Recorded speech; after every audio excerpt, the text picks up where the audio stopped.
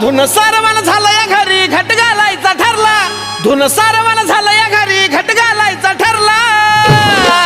नवरत्नाचा बाजार भरला ग माझ्या बायकोनं उपास धरला नवरत्नाचा बाजार भरला ग माझ्या बायकोनं उपास धरला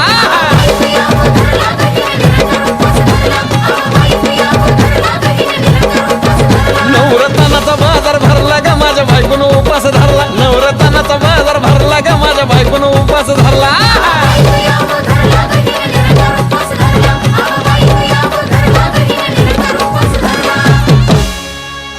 आधीच अंगानं काडी मुडी हातपाय हिचं जात्या लगळून उद्या बसायचं घट म्हणलं की रातीच ठेवलंय भगरीचं पीठ मळून